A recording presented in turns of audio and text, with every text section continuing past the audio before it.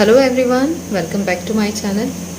जिनको भी कमर में दर्द है, जिनको लंबर की सबसे ज़्यादा प्रॉब्लम है, उनको बैठने में प्रॉब्लम होती है। जिस वक्त वो बैठते हैं तो दर्द की वजह से वो बैठ ही नहीं पाते हैं। उनमें से बहुत सारे रीज़न हो सकते हैं किस किस वजह से दर्द आ रहा है, उसके बारे में बात करेंगे। साथ ही बात करेंगे कि आपके लिए कौन सी चेयर कंफर्टेबल हो सकती है, वो आप कैसे पता करें, और कौन सी चेयर आपको यूज़ करनी चाहिए जब भी आप बैठते हैं, खाना खाते वक्त और थोड़ी देर के लिए जब भी आपको बैठना हो उसके लिए। तो चलिए वीडियो स्टार्ट करते हैं।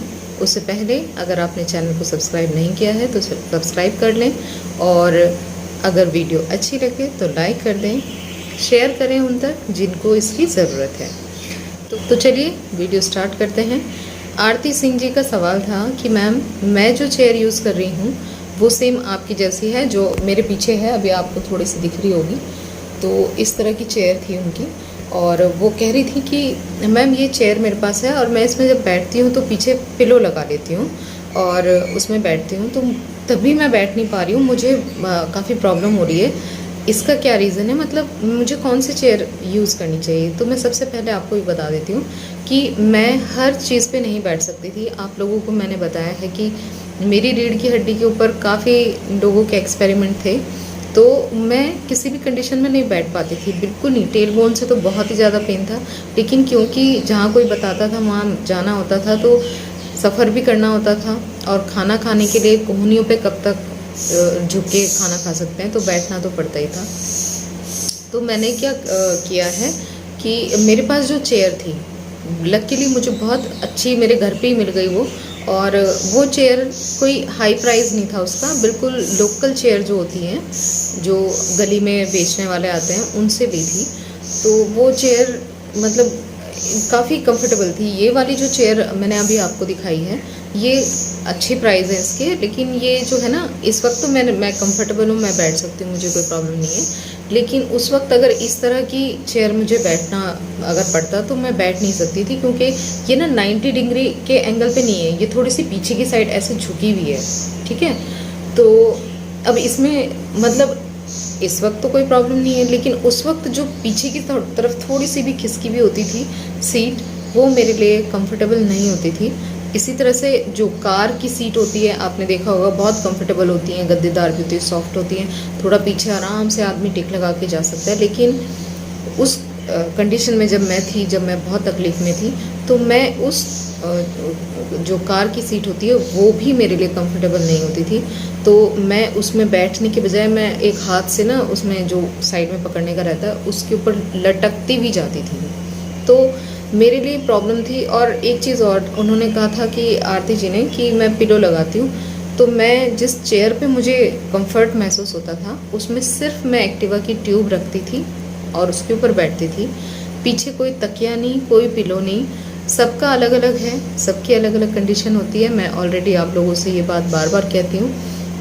ये आपको चेक करना है कि आप किस चीज़ पर कंफर्ट फील करते हैं, ठीक है। आपको जिस चीज़ में बैठने में आराम मिलता है, आपको खुद ही को पता चल जाएगा, उस चेयर का आपको यूज़ करना है। अब आप कैसे करोगे? अपने घर की जो चीज़ है पहले उसमें बैठ कर देखो, पिलो लगा के देखो, पिलो लगाने से आपको आराम मिलता है या नहीं मिलता है। मिलता है तो पिलो लगाओ, नहीं मिलता है तो बिल्कुल मत लगाओ, ठीक है।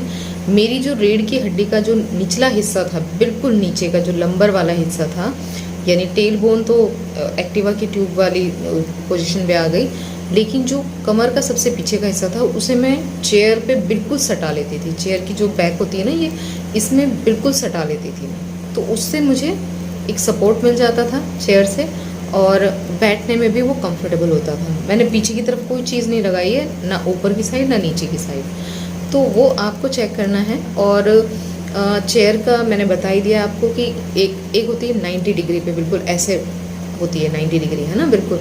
वो भी कंफर्टेबल नहीं थी मेरे लिए, क्योंकि उसमें हमारे घर पे ही थी वो 90 डिग्री एंगल वाली, तो वो मैं बैठी हूँ उसमें, लेकिन वो उसमें मुझे लगता था मैं आगे की तरफ झुक गई हूँ, तो वो भी मेरे लिए कंफर्टेबल नहीं थी वो मेरे लिए, और मुझे मतलब मैं इरिटेट हो जाती थी, तो वो भी कंफर्टेबल नहीं थी।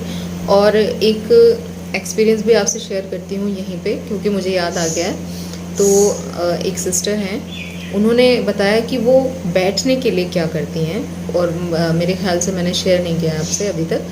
तो उन्होंने मुझे बताया था कि बाजी मैं जो शादियों में चेयर आती है ना, शादियों में जो चेयर आपने देखी है बैठने के लिए, प्लास्टिक की नहीं, जो नॉर्मल गद्दीदार सी रहती है, उसमें सॉफ्ट सा फॉर्म वगैरह कुछ लगा रहता है, बैक में भी लगा होता है और जहाँ पे हम बैठते हैं सीट में वहाँ पे भी लगा होता है। तो उन्होंने क्या किया था, उन्होंने जो कॉकिक्स वाली शेप होती है ना, आपको पता होगा यू शेप होती है कॉकिक्स की, जो कॉकिक्स कुशन होता है, तो उन्होंने बताया कि उसी चेयर को लेकर उन्होंने उसमें उतनी जगह कट कर दी जिससे उनका जो टेल बोन है वो उस पोजीशन पे आ जाए, और मतलब बैठने में भी कंफर्टेबल है, पीछे का जो बैक सपोर्ट था वो भी उन्हें मिला। तो इस तरह से भी लोग कर सकते हैं, अगर करके देखें, मतलब सारी चीज़ें ख़राब नहीं करनी है, लेकिन ट्राई तो कर सकते हैं। अगर आपको वो बैठने में कंफर्टेबल होती हैं तो आप ये जो उन्होंने तरीका बताया है और जो मैंने आपसे शेयर किया है वो भी करके देख सकते हैं। साथ में एक चीज़ और शेयर करती हूँ, कुछ लोग बताते हैं, मैंने भी देखा था किसी का, कि जिस चेयर में लंबर वाली जगह पे खाली जगह रहती है, मतलब चेयर होती है सीधा और उसमें जहाँ पे लंबर आता है, जहाँ कमर का वो हिस्सा आता है जहाँ पे प्रॉब्लम है, वो वाली जगह खाली होती है तो वो अच्छी होती है। तो ये आपको ही चेक करना है कि क्या वो आपके लिए सही है, तो आप वो भी इस्तेमाल कर सकते हैं। मेरे लिए वो सही नहीं थी, मैंने वो यूज़ की है, वो मुझे कंफर्ट नहीं फील कराती थी, क्योंकि उसमें ऊपर का जो बैक सपोर्ट था वो मुझे आगे की तरफ झुका महसूस होता था, और कमर जो थी वो कोई सपोर्ट थी ही नहीं। मैंने बताया आपको कि जो चेयर मैंने यूज़ की है बिल्कुल सस्ती सी चेयर होती है प्लास्टिक की, और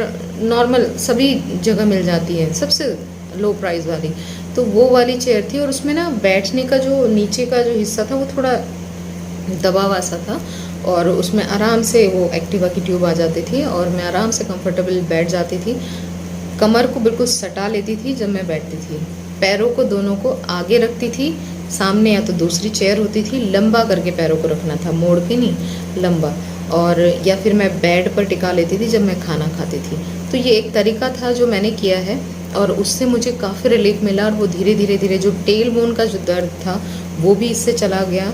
और आपको बाकी चीज़ें तो पता ही है, मतलब मैंने ऑल ओवर चीज़ें आप लोगों से शेयर की हैं ताकि इनमें से कुछ चीज़ आपको भी हेल्प कर सके। तो आप ट्राई करके देखें।